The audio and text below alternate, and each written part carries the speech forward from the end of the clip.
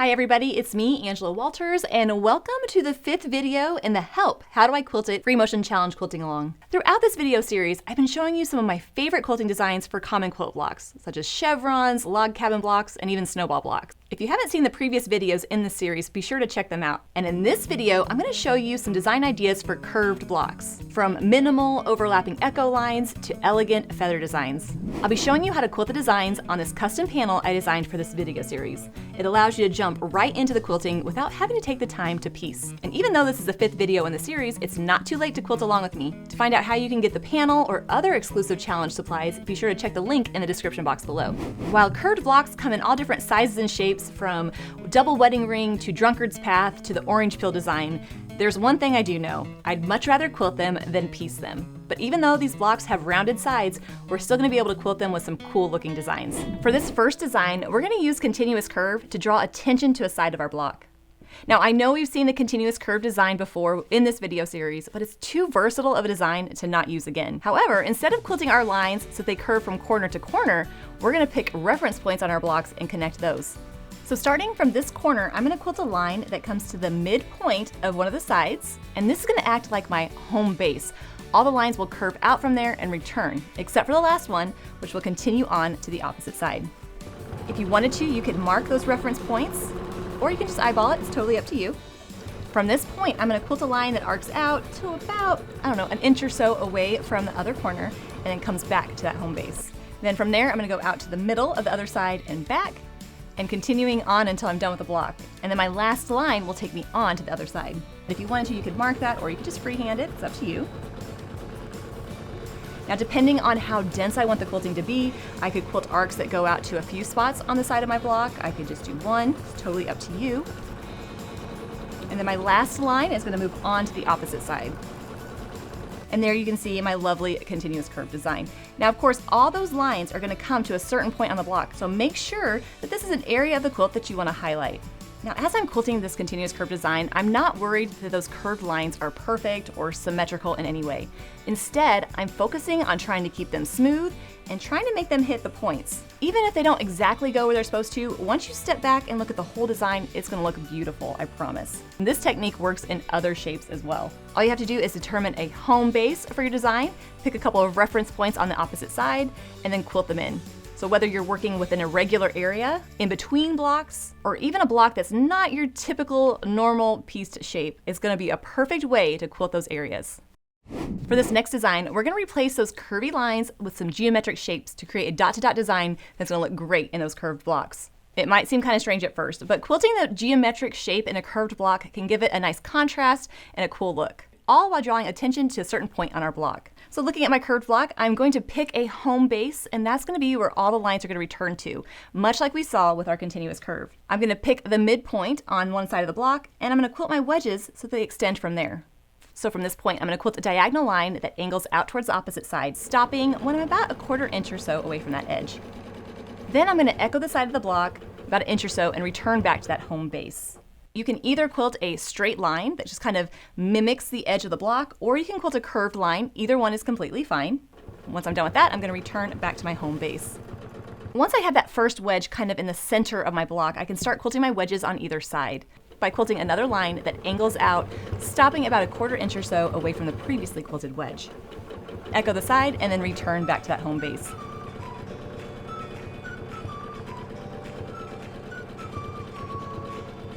Once I have one side done, I'm going to do the same on the other side, just quilting those wedges. And when quilting this on a sewing machine, you can either freehand it or you can use a ruler. A ruler is just a nice way to help keep that line kind of straight-ish, but of course it's not required. For blocks that have a softer curve such as this, I'm going to probably go ahead and just quilt the top of the wedge with a straight line. But if I were filling this in more circular blocks, I might go ahead and echo that side since it's definitely more pronounced.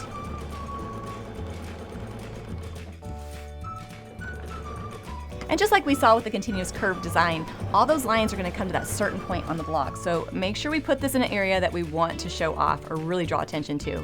For instance, if that curved block was part of a bigger overall pattern. So there you can see that geometric dot-to-dot design filling in that block, giving a nice geometric contrasting look. Now, depending on the size of the block that you're quilting on, you can add more or less wedges. You could echo inside of them. You can really kind of come up with some cool variations of this idea. And if you want to learn more about this dot-to-dot technique, I have a whole video series about it called Free Motion Challenge Quilting Along Dot-to-Dot Quilting. So be sure to check that out.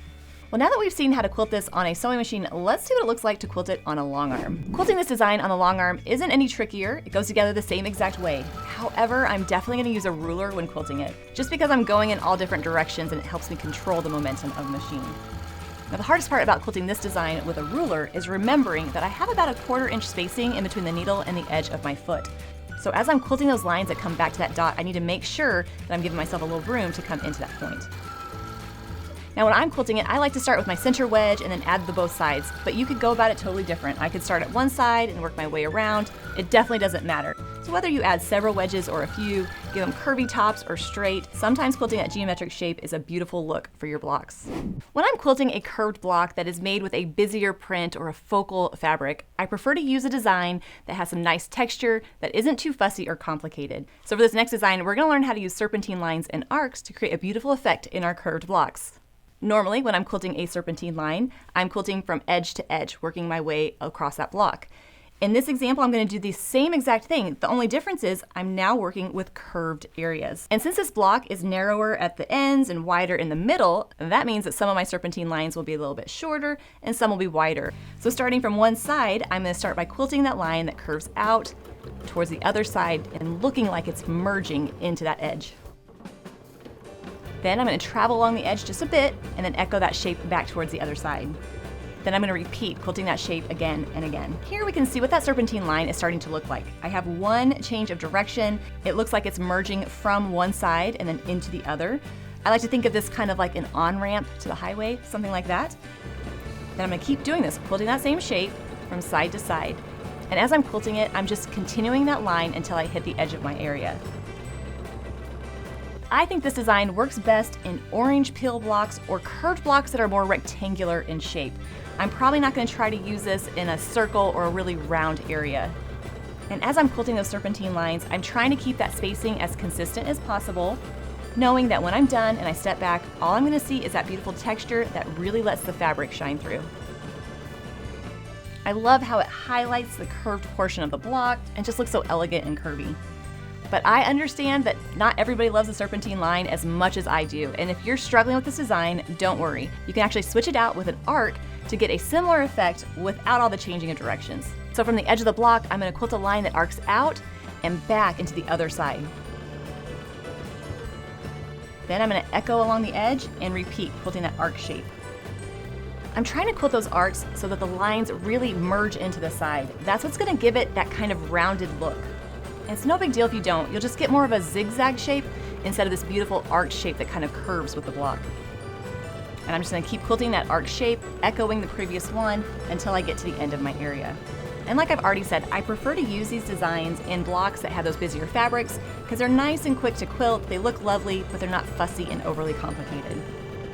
So whether you quilt your line so that it arcs from side to side or a beautiful extended serpentine line, it's a great way to handle those busier fabrics on your quilts. This next design is perfect if you don't know a lot of quilting or maybe for smaller blocks. It's technically a variation of the continuous curve design, but instead of drawing attention to one point, we're adding a nice curvy look to the quilting. And I'm going to show you what that looks like on a long arm. I'm basically going to quilt curved lines that connect points on that block. For larger blocks, you can use an arc ruler like Smiley, or you could just freehand them. Starting from one end of the block, I'm going to quilt a curved line that ends about an inch or so from the opposite point. From that point, I'll quilt a curved line that ends about an inch or so away from the first point. Since this is a shorter curve, I'm just going to use a portion of the ruler. Then I'll quilt another line to the opposite corner. My Smiley ruler has a needle stop at the end, so I'm going to position it so that it's right on that corner and quilt the line smoothly to there. One benefit to using a curved ruler is I can use it to stitch along the seam to help me move around the quilt. And even if the curve of the ruler doesn't perfectly match the seam, I can reposition it in small increments to get that smooth line. And this design goes together the same way on a sewing machine. So whether you add lots of curves or just a few curves, this is a great way to add a little bit of less dense quilting to those smaller blocks. Not only does this design look great on its own, I love the secondary pattern it can create when used in multiple blocks. For a more traditional look for your curved quilt blocks, you can try echoing the sides so that they overlap. This works better for blocks that are curved on both sides, kind of like the orange peel block. The echoing just highlights that individual block and kind of emphasizes the curved sides of the block. I'm basically just going to echo one side of the block, travel to the other side, and then repeat. And that overlapping arcs is what's going to give it that cool kind of look. And if you want, you can use a marking pen to mark those reference points. And you could put them wherever you want on this line. I'm going to put it about a 1/2 inch or so because I do want those lines to kind of overlap, trying to make it symmetrical on both sides. Now I'm going to use a curved ruler to help me quilt those smooth curved lines, but of course you could freehand them. And even if the ruler isn't the exact curve of your block, as long as it's smooth and consistent, it's going to look fine. So I'm going to position my ruler and then quilt a line that echoes the other side of that block. Now once I'm finished with that side, I'm going to travel along the point of the block to get to the other side and repeat. Now traveling just allows me to quilt both of those lines without tying off and starting a new line of quilting. However, if the thought of that kind of freaks you out, you can definitely do that. There we have that nice, simple design, having them overlap just a bit to give it a little detail in the center, and I just love how it looks. Now let's see how to quilt the same design on a Longarm quilting machine. Just like we saw on the sewing machine, I'm going to use a ruler to help me keep those lines smooth, but of course you could freehand this.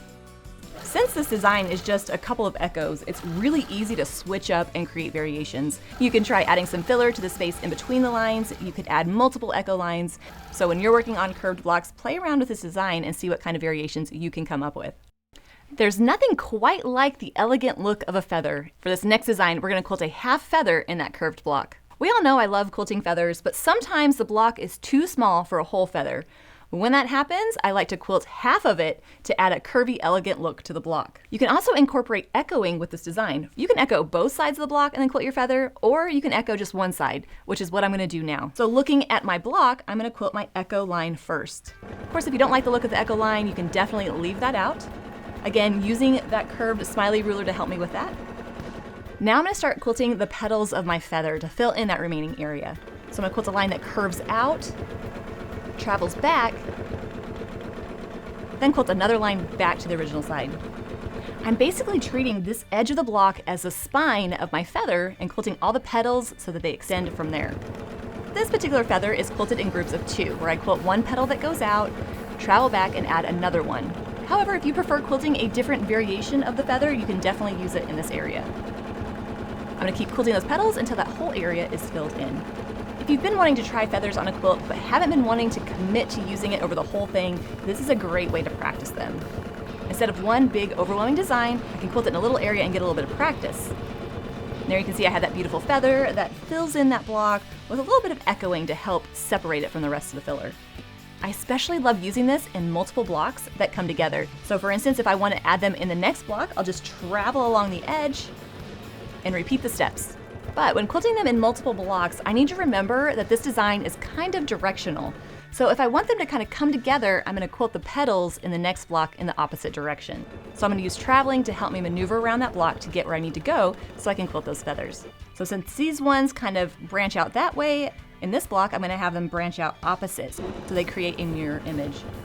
I just think it helps kind of pull them together, but that's definitely just my opinion, and I am only the expert of my opinion. Play around with the designs and how you quilt them to create your own variations.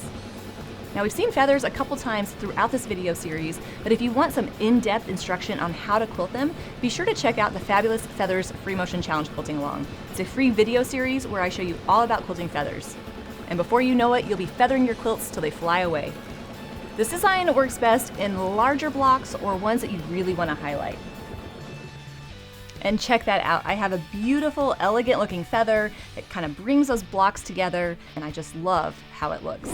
For curved blocks that are made out of multiple pieces, I'm gonna have to quilt those sections as well. Now my rule of thumb is I want the curved portion to shine. So in the smaller areas, I'm gonna keep the quilting fairly simple with just some continuous curve, or maybe even a little feather motif to fill in the area, especially when those portions are made with busier fabrics or they kind of blend in with the rest of the quilt.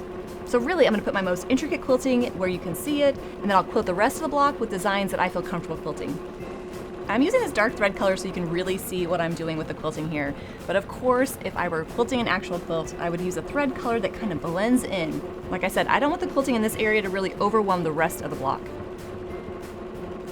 And when quilting your continuous curve design or that feather motif, you can add as much or as little to the quilting as you prefer. You can skip those designs altogether and just do an all-over design in that area. When it comes to picking out quilting designs for your quilt blocks, there is no wrong answer. Use the designs that you like to quilt that you think look good. Now it's your turn. If you're quilting along with me on the custom panel I designed for the challenge, go ahead and fill in that whole center area. You can use the curved block designs that we've already learned or come up with your own variations. On my panel, I quilted continuous curve designs in those outer portions of the blocks. Then I also traveled along the edges of that motif design, and then I'll echo around it to help separate it from the filler.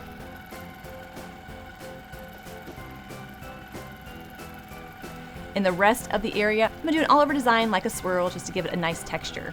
Of course, you can go about quilting this area however you like. But the great news is no matter which designs you use, it's gonna look amazing.